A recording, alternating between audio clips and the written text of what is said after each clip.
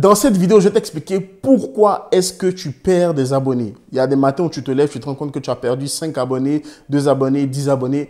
On va voir ensemble quelles sont les raisons de cette perte d'abonnés et tu vas comprendre que ce n'est pas forcément de ta faute à chaque fois, mais on va le voir, c'est parti. Salut, c'est William, bienvenue sur cette nouvelle vidéo, bienvenue sur ma chaîne YouTube. Si c'est la première fois que tu es sur ma chaîne YouTube, sache que tu es le bienvenu, tu es la bienvenue. Ici, je te partage les outils et les stratégies pour bâtir ton influence sur YouTube, mais aussi pour transformer ton contenu en source de revenus.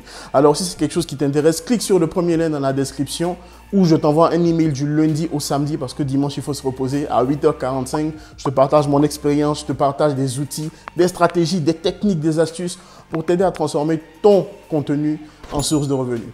Aujourd'hui, on va voir tout simplement pourquoi est-ce que toi et moi, parce que oui, je suis dans ce cas-là également, pourquoi est-ce que nous perdons des abonnés et éventuellement quelles sont les solutions pour éviter de perdre des abonnés. Mais tu vas voir à la fin de la vidéo qu'on peut trouver des solutions, mais ça fait partie du YouTube game.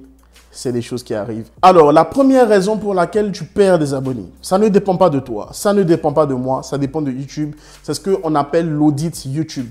Tu sais, sur YouTube, il y a ce qu'on appelle des robots. Il y a des personnes qui créent des comptes factices, fictifs. Donc, souvent, YouTube le faisait beaucoup avant, mais on va dire maintenant, c'est au quotidien qu'il le fait, ou plutôt en temps réel. YouTube supprime ces chaînes ou ces comptes qui ne respectent pas les règles de YouTube, qui sont en train de spammer tout le temps, ou alors des personnes qui sont inactives depuis très longtemps parce que YouTube cherche des personnes actives sur la plateforme.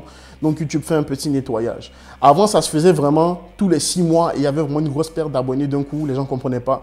Mais aujourd'hui, ça se fait plutôt en temps réel, ok? On va dire au jour le jour pour que YouTube garde vraiment de manière clean le nombre d'abonnés que tu as sur ta chaîne, de vrais abonnés qui sont vraiment actifs sur YouTube et pas de faux comptes. Donc ça, tu ne peux pas forcément le changer. Et par observation, en ayant écouté également certains experts, je me rends compte qu'il y a entre 0 et 5% de pertes que tu peux constater sur ton année en termes d'abonnés, ok? Donc ça ne dépend pas de toi. Ce n'est pas la peine de t'arracher les doigts, de t'arracher les dents, de te couper la tête si tu assistes à une perte d'abonnés. C'est des choses qui arrivent. C'est YouTube qui fait un travail vraiment de manière claire, nette et précise. Donc, tu n'as pas à t'inquiéter par rapport à ça. La deuxième raison, elle est toute simple. Si tu suivais une chaîne pour une raison bien précise pendant un certain temps, il y a ce qu'on appelle la fatigue des abonnés. Je prends l'exemple de Casey Neistat. Casey Neistat, c'est un vlogueur anglophone. Il a plus de 12 millions d'abonnés, je crois, maintenant. Et Casey Neistat, ce qui a fait qu'on l'a kiffé, en tout cas la majorité des personnes qui le regardaient, il faisait un vlog tous les jours, donc un daily vlogging. Et à un moment donné, ça peut sembler être lassant parce que c'est souvent le même format, le même montage, etc.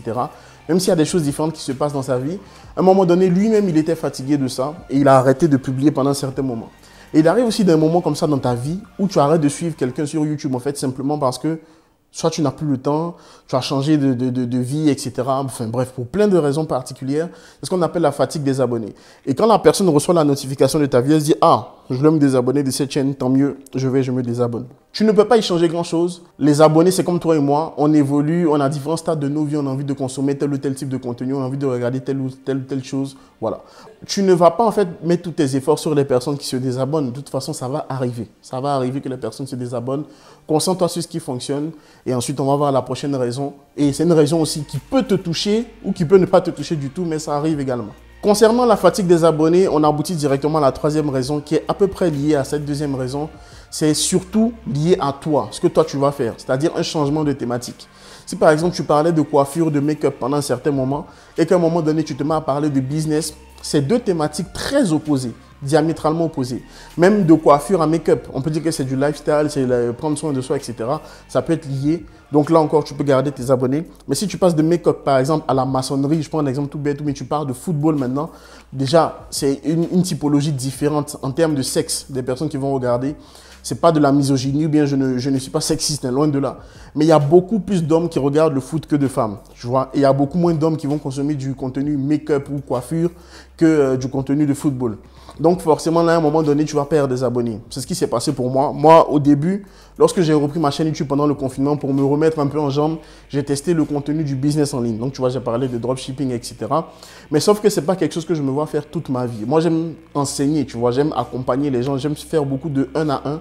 Donc, il y a des gens qui sont désabonnés au fur et à mesure parce que je ne parlais plus forcément de dropshipping, etc. Et je suis totalement en phase avec ça. C'est tout à fait normal. En tant qu'expert YouTube, je suis conscient que les abonnés, ça compte. mais pas tant que ça. Ce qui compte vraiment, c'est de faire plaisir à son audience, ok? Donc, si sur 10 000 abonnés, par exemple, 1 000 abonnés, tu en perds 100, 150, ben c'est des choses qui arrivent. Dans la vie, tu constates qu'on n'a pas toujours les mêmes amis. Les amis ne restent pas forcément pour la vie. On a des amis pour une saison, on a des amis pour une vie. C'est pareil sur YouTube. Donc, il faut le prendre comme ça, avec ce angle de vue-là, et ne pas te casser la tête parce que les personnes se désabonnent forcément. Donc, si tu changes de thématique, c'est quelque chose qui va forcément arriver à un moment ou à un autre. Les gens vont se désabonner. C'est pas grave, ça arrive. On peut pas plaire à tout le monde de toutes les façons. Donc, continue à créer ton contenu. Si jamais tu changes de thématique et que tu as vraiment un très gros virage, tu vas avoir du mal un peu à remonter la pente, mais tu vas y arriver. Ça va prendre un peu plus de temps, mais c'est pas grave. Continue à créer le contenu que tu as envie de créer. C'est comme ça aussi que tu vas pouvoir durer sur YouTube. Ensuite, cette raison, c'est un peu un twist. Quand je dis un twist, c'est-à-dire une légère nuance de la troisième raison, changement de thématique. On va dire que cette fois, ta thématique ne correspond plus à tes abonnés. Cette fois-ci, ce n'est pas toi qui changes de thématique. C'est un peu comme la deuxième qu'on a citée, mais là, c'est un peu différent, tu vas comprendre. Ce n'est pas toi qui changes de thématique, mais c'est tes abonnés qui ont évolué. Je prends un exemple. Moi, ma chaîne YouTube, j'aide vraiment les personnes qui débutent sur YouTube ou les personnes qui ont du mal sur YouTube. Si tu as 100 000 abonnés, tu ne fais pas partie de ma cible, en fait, concernant YouTube, concernant la création de contenu. Si tu as plus de 10 000, 100 000 abonnés, que tu maîtrises vraiment le YouTube game, tu ne fais pas partie de ma cible et c'est normal. Donc, par exemple, si tu as commencé avec moi, tu avais 20 abonnés et que maintenant tu as mis 1500, 2000, 3000 abonnés et que tout fonctionne pour toi, il se peut, entre guillemets, que je ne puisse plus t'aider pour, je sais pas moi, 10 000, 20 000, 30 000 abonnés, etc. Ok? Moi, j'ai des personnes que j'ai accompagnées qui ont plus de 30 000 abonnés aujourd'hui, mais aujourd'hui, elles n'ont plus forcément besoin de moi, tu vois, parce qu'elles ont compris certaines choses, mais elles viennent me parler quand elles ont besoin de certaines stratégies pour aller un peu plus loin. Donc là, c'est tout à fait normal. Ensuite, ce problème-là, c'est quelque chose qui arrive à beaucoup de personnes, parce que beaucoup de personnes créent du contenu pour elles. Elles ne créent pas du contenu pour l'audience. Et donc, cette erreur, ou bien ce problème, ce qui te fait perdre des abonnés, c'est que tu ne réponds pas aux attentes de tes abonnés. Tu vois? Tes abonnés, c'est ce qui va permettre de faire vivre ta chaîne YouTube. C'est vrai que tu vas créer du contenu qui va toucher plus de personnes qui ne sont pas abonnés à ta chaîne, mais tes abonnés, c'est ta communauté. Quelqu'un qui s'abonne à toi, c'est quelqu'un qui te donne de sa confiance, qui te donne de son temps, qui te donne de son attention.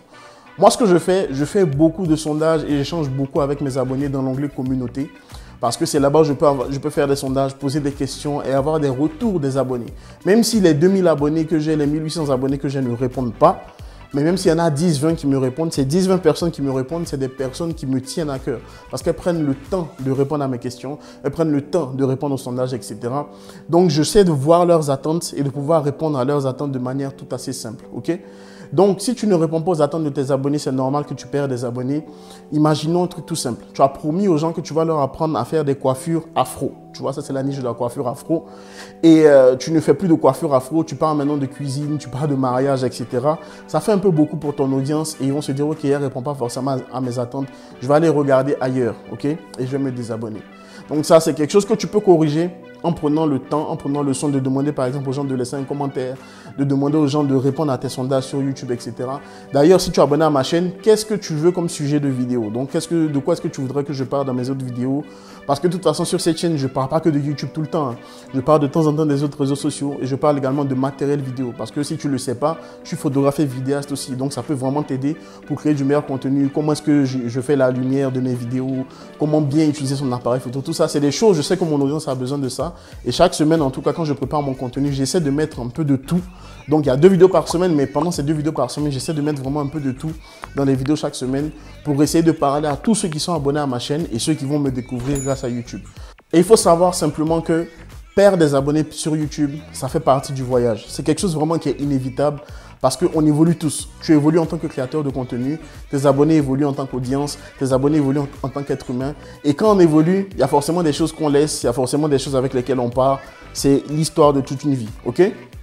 Et si tu veux vraiment avoir plus d'abonnés sur ta chaîne YouTube, je ne parle pas d'en perdre, mais d'en avoir un peu plus. Je t'ai mis une série de vidéos là que tu peux regarder pour développer ta chaîne YouTube, avoir beaucoup plus d'abonnés. Moi, je te dis à la prochaine vidéo. Ciao!